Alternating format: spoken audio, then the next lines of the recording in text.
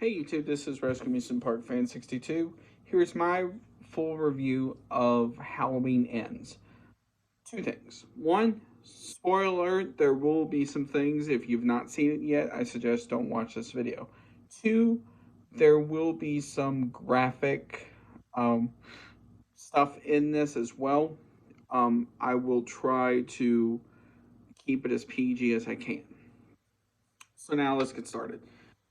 Now, it starts off with at a house, um, and this kid's running around, and these parents are getting ready for a Halloween party. So this kid, um,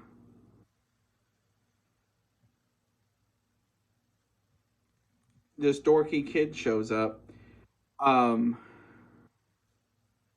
uh, Corey, played by Roan Campbell, I hope I said his name right, rides up, and uh, the parents are like, eat what you want, but he has to be in bed between 8:30 and 8:45.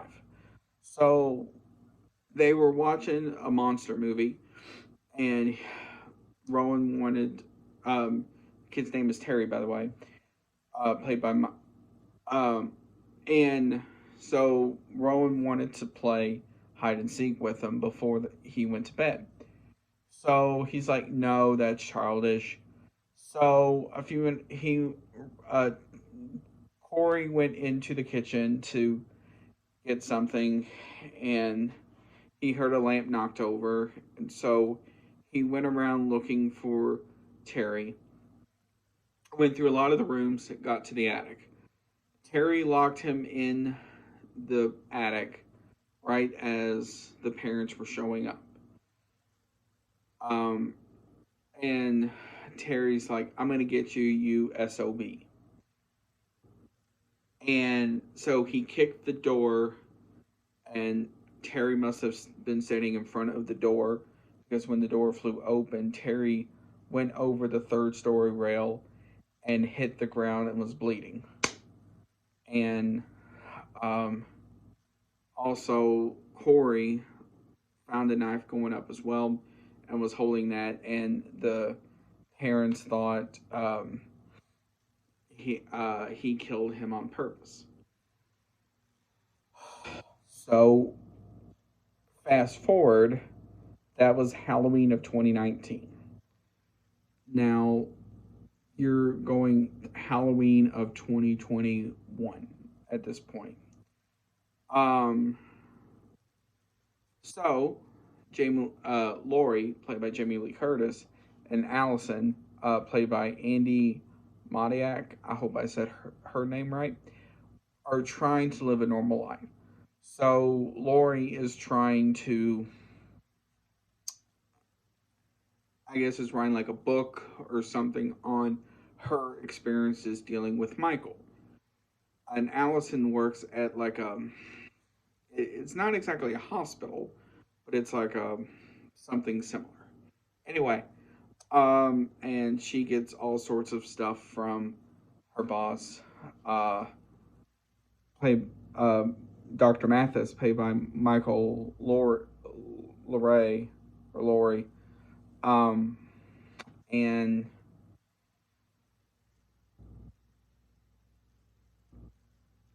so her coworker,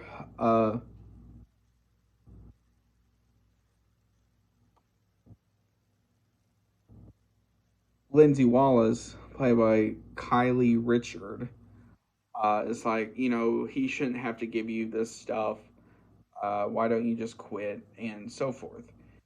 Now, and she's like, Allison's like, no, it's fine. Um, and so after that, Corey went to the local convenience store, and the clerk is like, hey, are you going to get something? So he got a chocolate milk and paid for it, and then he met the bullies. I never really got their names. And so Corey squeezed bottle too hard after they were giving him a long time, and Lori was like, "Hey, knock it off," um, and they're like, "Oh, it's the freak meeting the murderer," or something like that, and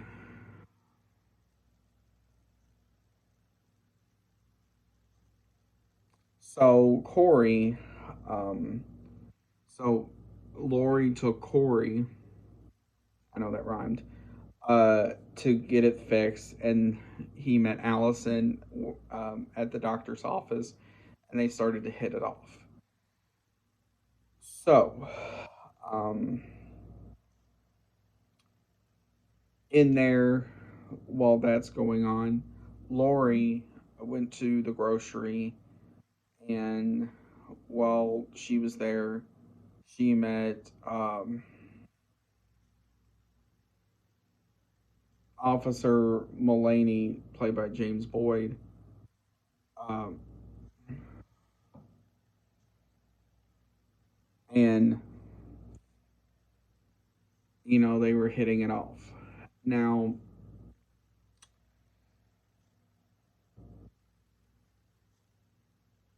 in there, Corey was dealing with these bullies, and so he somehow ended up underneath the interstate and ran into a homeless guy, and he was just rambling about different things.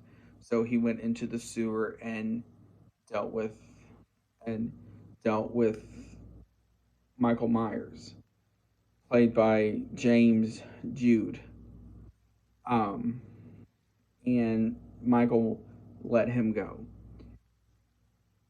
Now, while this is going on, Corey also worked at a junkyard, and so the person who owned it gave him a motorcycle. He's like, "Yeah, it just needs a little fixing up, and it's fine." Or no, um, by the way, uh, Lori met Deputy Frank, played by Will Patton, not the other person. Anyway, um, while this is going on, uh, Allison invited Corey to a Halloween party at a local bar.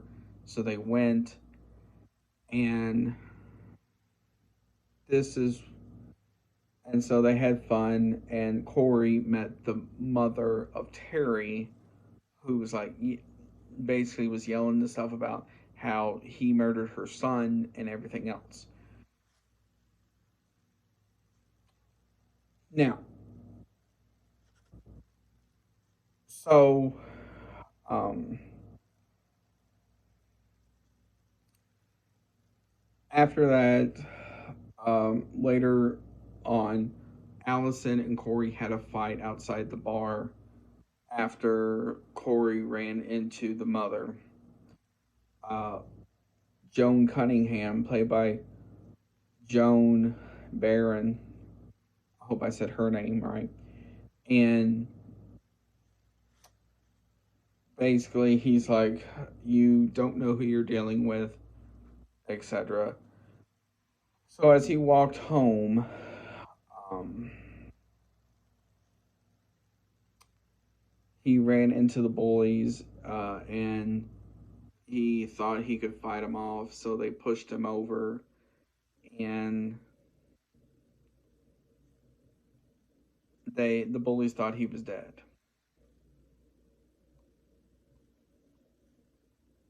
And so they got in their car and ran off. So the next morning, while that was going on, he magically got pushed, or got dragged, I should say, into the the drain, and he woke up the next morning next to rats and stuff like that. So he's like, and so he ran into Michael, and so Michael just kind of let him go. So this is where Corey starts to change. And so someone kind of flagged Corey down. Corey bent down and looked, and his eyes were black as this bottle top. And he knew this wasn't Corey. This was something different. So Corey and Allison went on top of the local radio station, was talking. So when they came down, they ran into the DJ play by Omar J. Dorsey. And he's like, you better leave. This is private property, and so forth. So after that, uh, on Halloween night, Allison got a text saying, meet me at my house at 9 o'clock. While this is going on, Corey starts to change. So he went and fought Michael and got him unconscious enough to steal his mask. So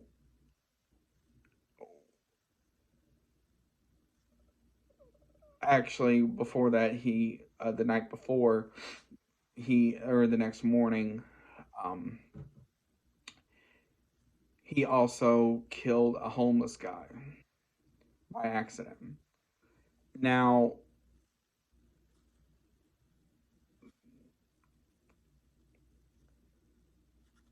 once he got the mask, he got like a jumpsuit Michael wore, and started going around killing different people, like his mother, who was giving him all sorts of stuff. Um, and then also the bullies at his father's, I guess, assume it was his father's junkyard in different ways. Like one was ran over with a tow truck by a fence on top of her. Another one got knocked in the head by a wrench, and then it looks like something in her neck.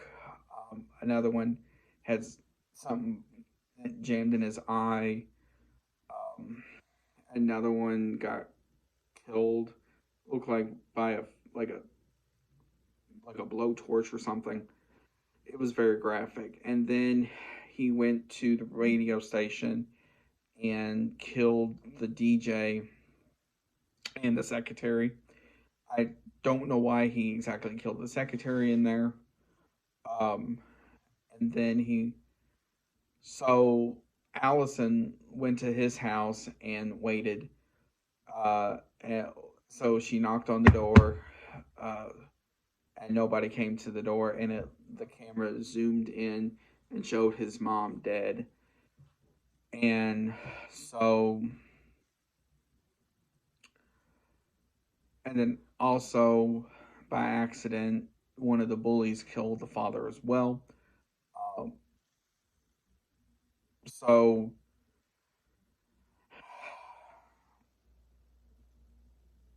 while that's going on, Lori was at home trying to wrap up for the night. I guess go do some of her work for a book or something, and go to bed. And so she knew something wasn't right, so she was pretending to be like, to basically kill herself. Um, and so she did a gunshot to the pumpkin sitting on the mantle.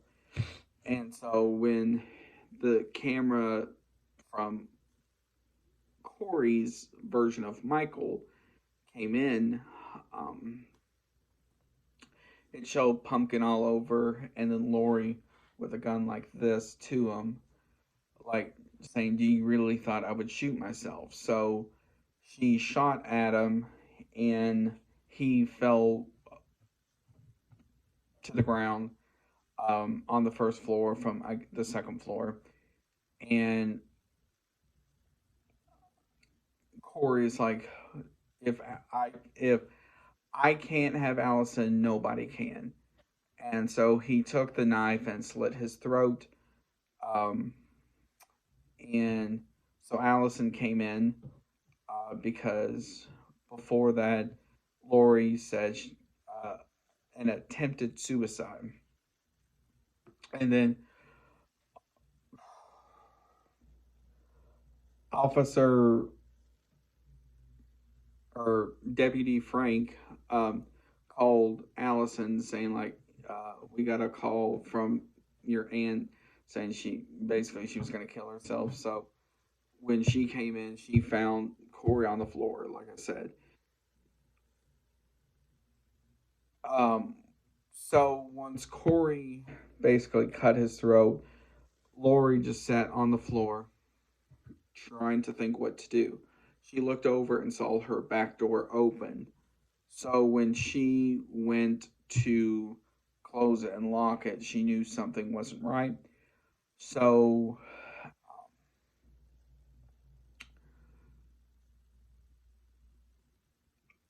she then saw Michael.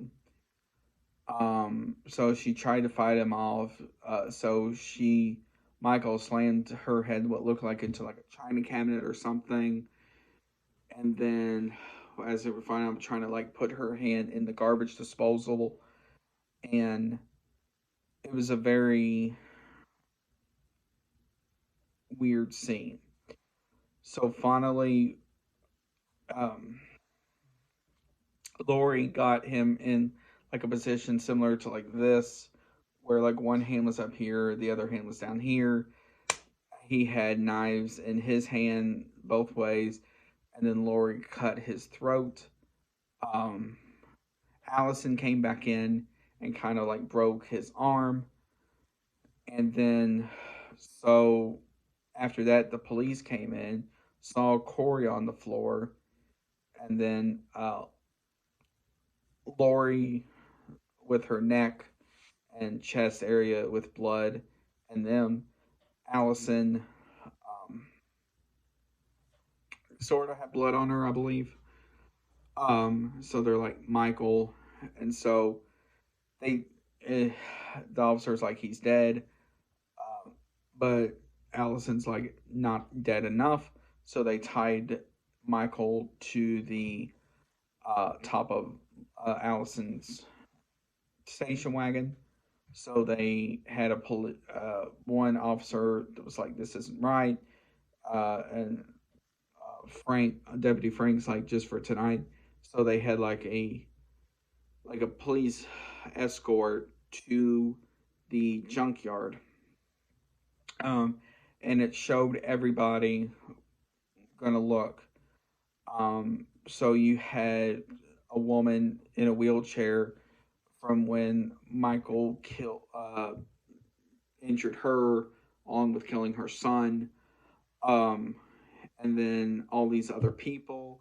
So they threw Michael over, and or no, Lori jumped in, and then they hurled Michael over and into like a it's like a car uh, thing, but it was for Michael, so he's dead for good.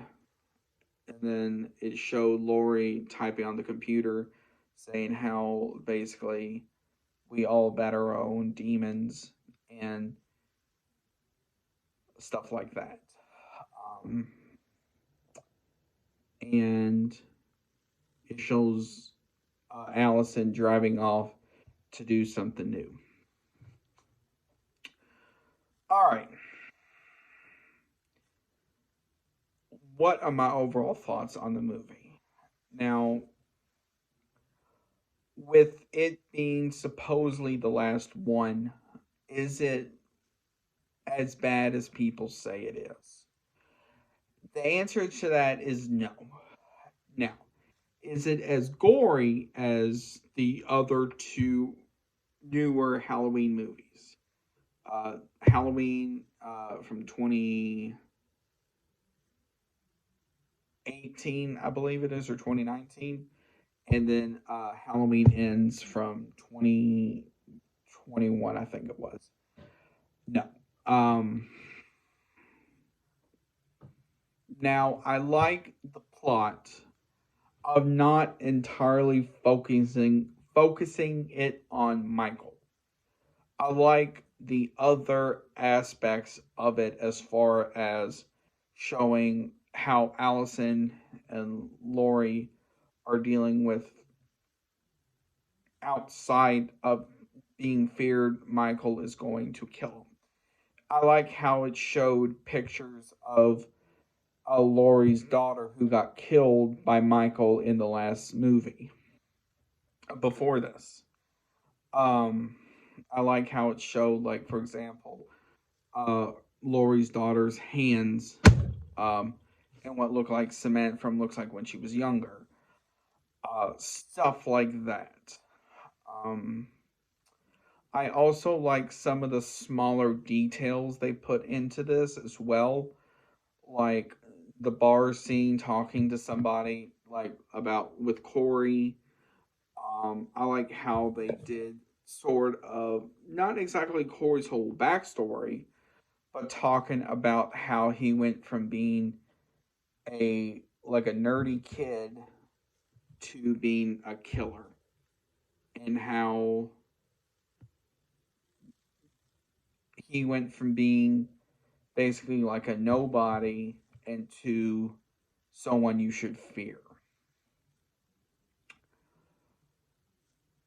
Also, I like how it focused the tension between Corey and his mother at times, and how the father gave him Corey a motorcycle and say basically, don't mention it to your mother, stuff like that.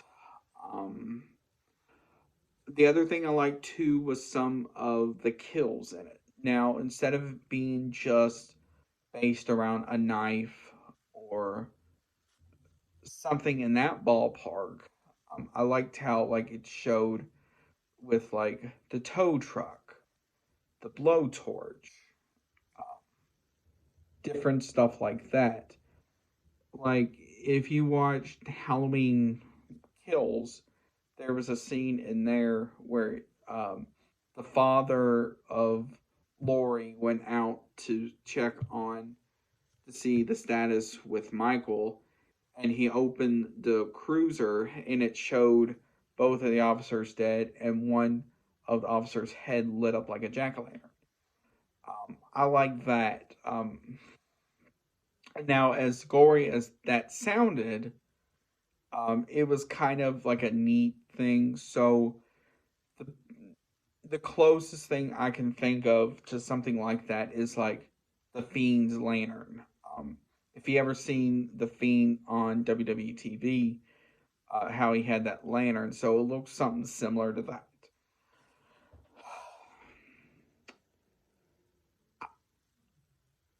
The other thing I liked too was how it showed with like Allison slowly trusting Corey and not realizing what he's becoming. Um, I think Allison felt sorry for him, so she wasn't really too didn't see like the red flags for Corey, and how she did not really realize what he's becoming. Um, I liked how with certain things it showed like the neighborhood, like with Lori's house. Now, the only thing I'm not really fond of in this movie in particular compared to the other ones was how it was showing a lot of like modern day stuff. So, like junkyards, a McDonald's, a convenience store. Now, well, I don't mind convenience stores in it. I just don't like how it was showing it in the movie. Um, Now, for James Jude, who played Michael in this movie, um, I like how, with him in particular, it never really showed his full face. It showed like the side of it mostly in a couple of scenes. So there was one scene where after Corey took the mask from Michael, he sat up like the Undertaker or Kane. And so you never really quite saw the face. Or when he was pinned by knives on Laurie's uh, island, how it never really quite showed the face as well. Um, but with Allison in particular, I like how with her she was trying to live a normal life. Um, so she was trying to get past seeing her mother killed from Michael 3 or 4 years prior to trying to, you know, stuff like that, and how like she didn't know her boss got killed, um, and one of her coworkers got killed from Corey. That's one thing I forgot to mention in the review is how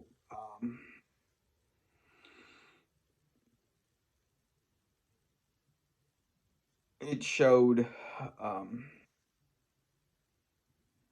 Dr. Malice and Lindsay Wallace were gonna have a good time. So Dr. Mathis was setting up outside while Lindsay Wallace was gonna freshen up, and Lindsay heard um, Dr. Mathis scream, so she went out and saw Corey have a plastic bag over him and like choking him and stabbing him.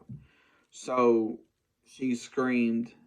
Uh, she ran inside, slammed the door, and you heard Corey like banging on the door. And